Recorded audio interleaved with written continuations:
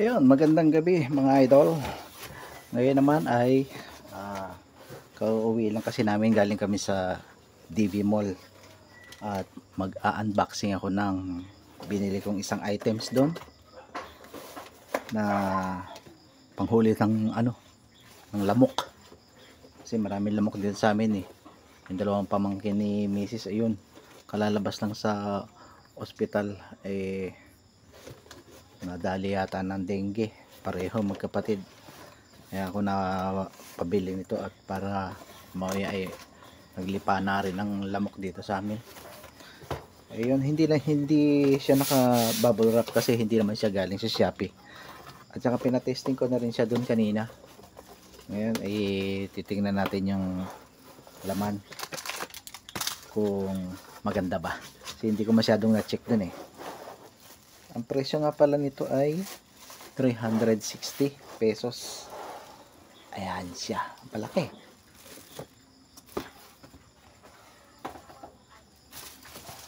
Malaki siya oh. Tanggal natin yung plastic. Ayan. Dalawa ang niya, black light. Black light niya kasi kulay violet yan eh. Pagka umaandar siya. Kaya black light ang tawag. Ginagamit rin sa mga party. Aba, meron nang nahuling isa oh. Ayun oh. Siguro tinesting na rin nila to doon. Baka nakahuli na ng lamok. Ayun, ito nga ito pala ang product name niya. LED mosquito lamp. 220 volt 60 Hz rated power 4 watts. Uy, matipid lang siya sa kuryente kasi 4 watts lang. Ganda niya oh. Tapos meron siyang mga kabitan ng ito pala, kasama pa to. Ito siguro yung pinaka niya, sasabit dito magkabila. Ayan, kabilaan.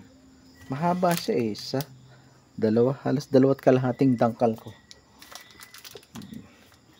Maganda ito, malapad-lapad para mas marami siyang mahuli. Tingnan natin kung para saan to. Galius pala. Oo nga, dito nga ito sa magkabila. Yan. Now you know. Bago isasabit na lang siya. Ayan.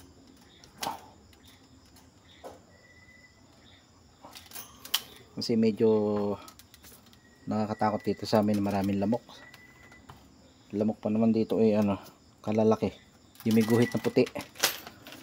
Lamok kalabaw yata yun. Yan so pwede na siyang isabit. Tapos saksak sa 220.